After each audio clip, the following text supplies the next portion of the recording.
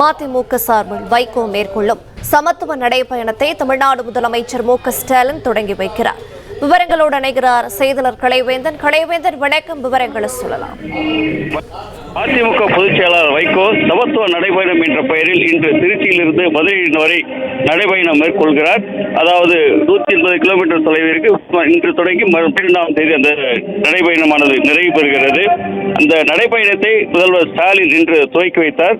இதற்காக தனி வாகனம் மூலம் சென்னையிலிருந்து வந்தார்.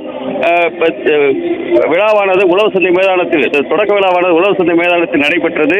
இதில் கூட்டணி கட்சி தலைவர்கள் தொல் திருமா, காதர் மொய்தீன் உள்ளிட்ட பல தலைவர்களும், அதே போல அமைச்சர்கள் கே.என். நேரு, பள்ளி கல்வித்துறை அன்பில் மகேஷ் பையாமொழி, மெய்யநாதன், ரகுபதி உள்ளிட்ட பலரும் கலந்து கொண்டனர்.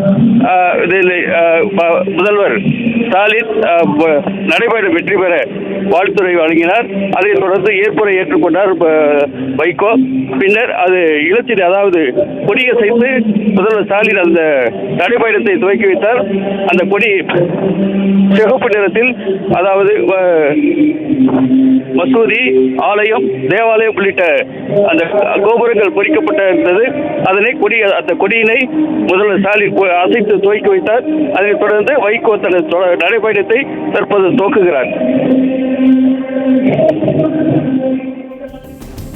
பிளே ஸ்டோர் மற்றும் ஆப் ஸ்டோரில் இருந்து பாலிமர் செயலியை QR கோடு மூலம் பதிவிறக்கம் செய்யுங்கள். செய்திகளை உடனுக்குடன் பெறுங்கள்.